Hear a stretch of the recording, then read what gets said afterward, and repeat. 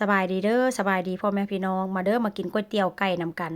มื้อนี้คืออยากก๋วยเตี๋ยวไก่แล้วก็เข้ากับบรรยากาศแดดฝนตกลิ้นช่วงนี้ก็ช่วงหน้าหนาวพี่น้องเอ้ยก็บ่มีหยังหลายเนาะช่วงนี้ก็สิกินแต่แบบว่าแนวร้อนๆกินพวกเส้นเป็นส่วนหลายว่าเส้นซะมื้อนี้ก็สิเฮ็ดก๋วยเตี๋ยวไก่แต่ว่าก็จะเอาเส้นมาม่าทดแทนเป็นเส้นเล็กเอาเนาะมื้อนี้หลังจากข้างหม้อแบบว่าน้ำมันฟดแล้วก็สิใส่ขิงแล้วก็สิใส่ก้านผักชีหรือว่าก้านหอมป้อมนะพี่น้อง แล้วก็สิใส่น่องไก่อ้าวหลายเด้อมื้อนี้เด้อใส่จุกๆไปเลยมื้อนี้ก็สิเน้นกินไก่แล้วอันที่เท่นเป็นสีแดงๆนี่ก็เป็นเนื้อกุ้งเด้อพี่น้องเนื้อกุ้งตัวแดงๆใหญ่ๆอะนะเวลาค่อยไปซื้อเนาะค่อยก็ถามเขาเจ้าบอกว่าอันเป็นเนื้อกุ้งว่าซั่นซะแต่ว่าก็ยังบ่เคยซื้อมากินจักเทื่อราคาก็บ่ได้แพงหลายได้ราคาก็ได้80-90 บาทว่าซั่นซะเนาะก็มีแต่3ตอนนี่ล่ะมีแต่3ตอน3ชิ้นข้อยก็เลยต้มใส่นำกันเพราะว่าอันข้อยก็สิเอามาหั่นใส่น้ำอะหั้นน่ะว่าจั่งซั้นเนาะแล้วก็น้ำก๋วยเตี๋ยวข้อยหั้นก็บ่ได้ปรุงหยังหลายเด้อใส่ซีอิ๊วขาวใส่เกลือเพราะว่าหยังเวลาต้มไปแล้วเนาะน้ำมันค่อนข้างจะแห้งหั้นน่ะข้อยก็จะเอาน้ำนัวจากน้ำต้มไก่หั้นว่าซั่นซะแล้วลูกพวกก็ค่อนข้างกินแบบว่ารสชาติบ่ได้จัดจ้านคือข้อยว่าซั่นซะเนาะพี่น้องหลังจากปรุงน้ำก๋วยเตี๋ยวแล้วเรียบร้อยหรือว่าน้ำเฟ้อแล้วเรียบร้อยแล้วก็สิมาลวกผักนี่ก็มีผักบงแล้วก็ มีถั่วงอกพี่น้องซื้อมาได้เป็นอาทิตย์แล้วล่ะก็ยังเหลือซ้ำนี้ผัวว่ามีเพิ่นเลยก็ห้างกินเด้ออย่าให้มันได้เน่ามันได้ทิ่มเสียดายว่าซั่น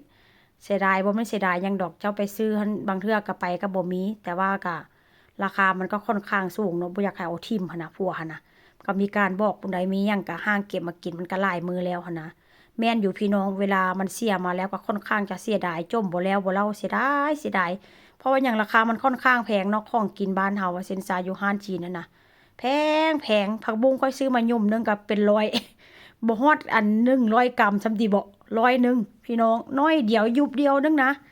ก็ย่ามันเนาะพี่น้องแพงก็ซื้อมากินแล้วเนาะเพราะว่าเขาก็บ่ได้กินทุกมื้อว่าเซ็นซันเนาะหลังจากนั้นก็จิมาข้างหม้อได้ข้างหม้อแล้วก็จิเจียวกระเทียมพี่น้องเอ้ยมื้อนี้ก็ค่อนข้างเฮ็ดแบบว่าเฮ็ดออกมาค่อนข้างแซ่บจักหน่อยพี่น้อง ถึงแม้นว่าจิเมื่อยแต่ว่าก็อดทนเฮ็ดได้มันบ่ค่อยมีขายแล้วก็ถามว่ามีขายมันก็มีหั้นแหละเนาะร้านจีนมันเป็นร้านอาหารร้านจีนอยู่บ้านข้อยอยู่หมู่บ้านที่ข้อยอยู่นี่น่ะแต่ว่ามันก็คือว่าหั่นแหละเนาะมันสิให้กินแบบรสชาติคือแบบว่าเฮากินนี่น่ะพี่น้อง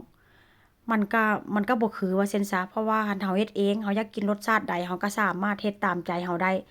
แล้วก็สิย่างไปกินนี่ก็ประมาณ20นาทีนี่ก็บ่ไปเด้อพี่น้อง มีรถอยู่แต่ว่าก็คือสิบ่ไปว่าซั่นจ้ะจังเด้อก็สิบ่ไปเพราะว่ามันหนาวหั้งฝนตกแดดขี้คร้านออกนอกบ้านพี่น้องเอ้ยแล้วอันนี้ก็สิต้มน้ำมันร้อนๆแล้วก็จะเอามาใส่บักเผ็ดที่แบบว่าอั่นเผ็ดปั่นหรือว่าเผ็ดป่งหั้นน่ะพี่น้องเผ็ดป่งนี่ข้อยก็เอามาแต่บ้านพู้นแหละเนาะจ้างร้านกับจ้างแม่ตำให้โอ๊ยหอมห่วยๆพี่น้องเอ้ย